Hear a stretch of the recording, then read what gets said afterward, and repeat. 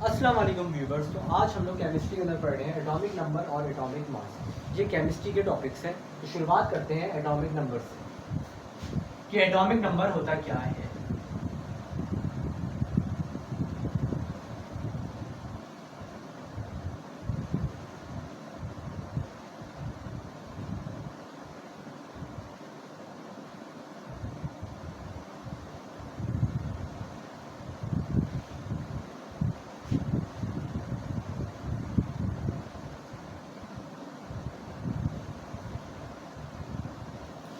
तो atomic number का मतलब होता है नंबर ऑफ प्रोटॉन्स।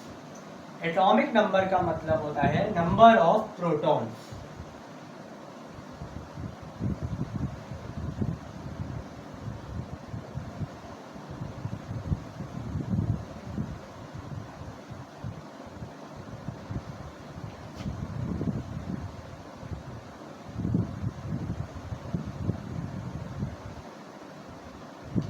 तो एटॉमिक नंबर जो है ये एक सिंबल से रिप्रेजेंट होता है। एटॉमिक नंबर जो है ये एक सिंबल से रिप्रेजेंट होता है और वो सिंबल क्या है?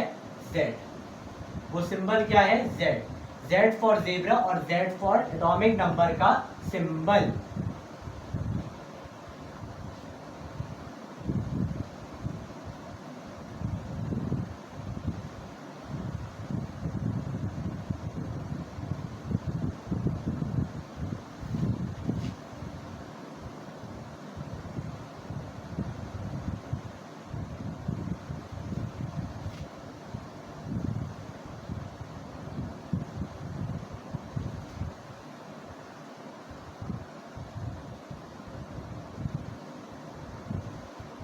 एक और चीज एटॉमिक नंबर में जो सीखने वाली है वो ये है कि नंबर ऑफ प्रोटॉन्स जो हैं वो इक्वल है नंबर ऑफ इलेक्ट्रॉन्स के।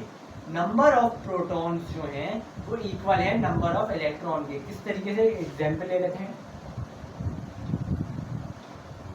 P7 तो इलेक्ट्रॉन कितने होंगे? तो इलेक्ट्रॉन भी 7 होंगे। क्यों? क्योंकि नंबर ऑफ प्रोटॉन्स जो है वो इक्वल है नंबर ऑफ इलेक्ट्रॉन्स के। अगर प्रोटॉन 7 है तो इलेक्ट्रॉन भी 7 ही होगा। किसी किस्म की कोई चेंजेस नहीं आएंगे। एक और चीज आ रही है। अब आ जाते हैं हम एटॉमिक मास के ऊपर। एटॉमिक मास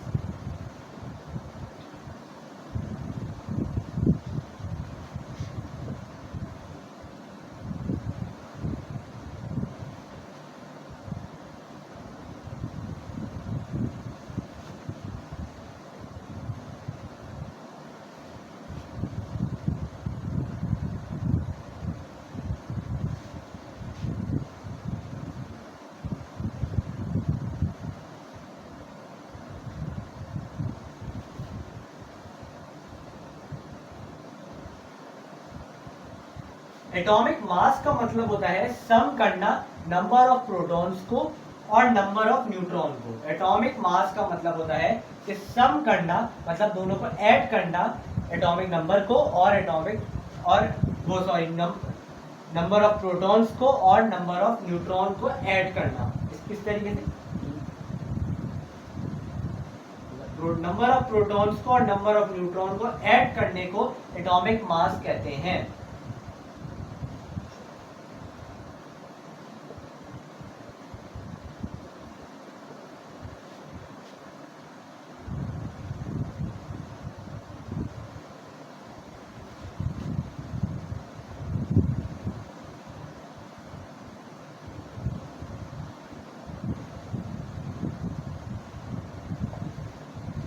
जिस तरीके से एटॉमिक नंबर का सिंबल है Z, उसी तरीके से एटॉमिक मास का सिंबल है A।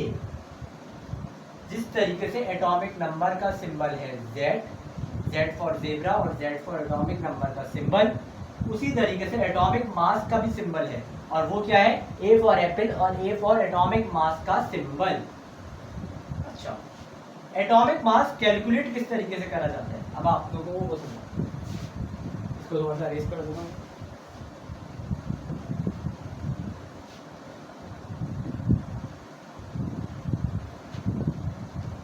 किस तरीके से एटॉमिक मास जो है वो कैलकुलेट करा जाता है?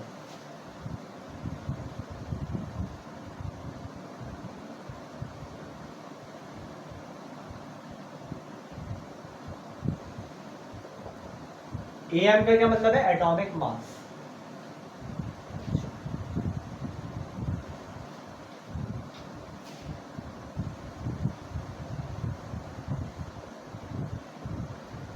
ये है फॉर्मूला एटॉमिक मास को कैलकुलेट करने का। ये फॉर्मूला है एटॉमिक मास को कैलकुलेट करने का। ए से एटॉमिक नंबर, वो सॉरी एटॉमिक मास, ए से एटॉमिक मास, जेड से एटॉमिक नंबर, क्यू जेड से, और एन से न्यूट्रॉन। तो ये फॉर्मूला है एटॉमिक मास को कैलकुलेट करने का। तो ये फॉर्मूला है एटॉमिक मास को कैलकुलेट करने का।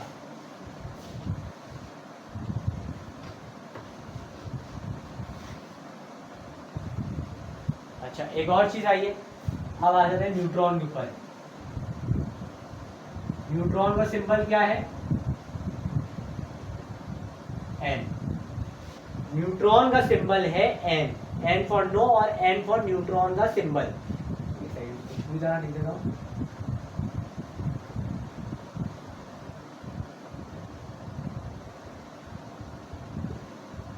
न्यूट्रॉन का सिंबल है एन। अच्छा, न्यूट्रॉन कैलकुलेट किस तरीके से किया जाता है?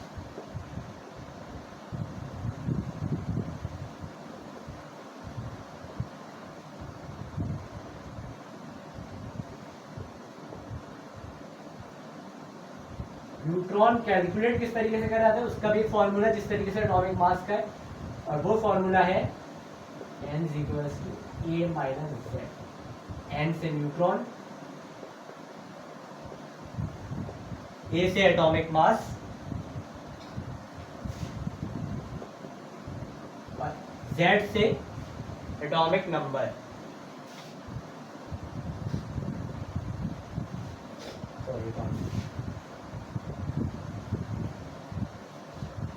तो एटॉमिक नंबर जो होता है उसका मतलब होता है number of protons. Atomic number का मतलब होता है नंबर ऑफ प्रोटॉन्स, और ये रिप्रेजेंट होता है सिंबल Z से।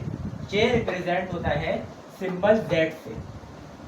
और एक और बात, नंबर ऑफ प्रोटॉन्स जो है वो इक्वल होते हैं नंबर ऑफ इलेक्ट्रॉन के। नंबर ऑफ प्रोटॉन्स जो होते हैं वो इक्वल होते हैं नंबर ऑफ इलेक्ट्रॉन की। किस तरीके से? अगर P 8 है तो E भी 8 ही होगा। P से प्रोटॉन और E से इलेक्ट्रॉन। और एटॉमिक मास जो है इसका मतलब होता है सम करना नंबर ऑफ प्रोटॉन्स को और नंबर ऑफ न्यूट्रॉन्स को। एटॉमिक मास का मतलब होता है कि सम करना नंबर ऑफ प्रोटॉन्स को और नंबर ऑफ प्रोटॉन्स को। It is represented by symbol A. ये रिप्रेजेंट होता है सिंबल ए से। और इसका कैलकुलेशन का मेथड ये है कि A is equal to Z plus N। इसका एटॉमिक मास के कैलकुलेशन का फॉर्मूला मेथड है A is equal to Z plus N। और न्यूट्रॉन जो है इसका सिंबल है N, और इसका कैलकुलेशन मेथड जो है वो है न्यूट्रॉन। कैलकुलेशन मेथड जो है न्यूट्रॉन को फाइंड करने का वो ये है N is equal to A minus Z। N is equal to A minus Z। बात है कैलकुलेशन।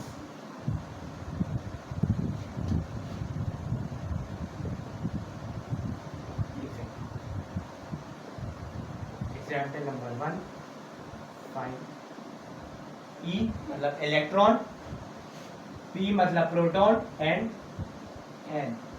N मतलब न्यूट्रॉन। तो हमें ये दोनों फाइंड करना है। हमें एटॉमिक नंबर क्या दिया हुआ है?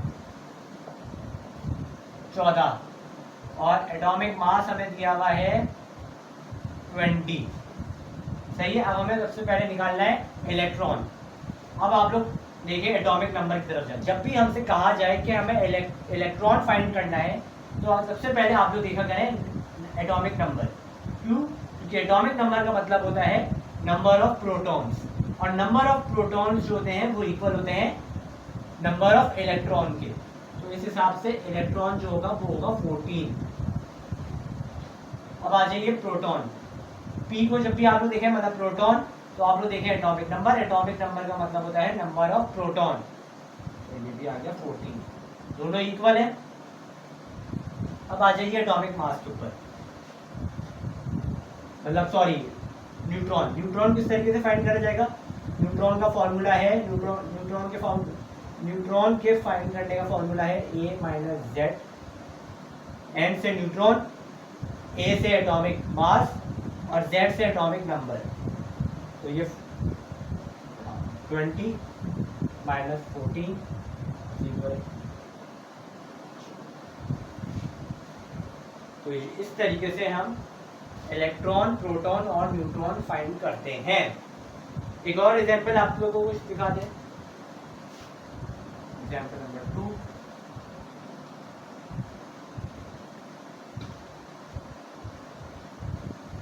अब मैं इसमें से P हटा दूं,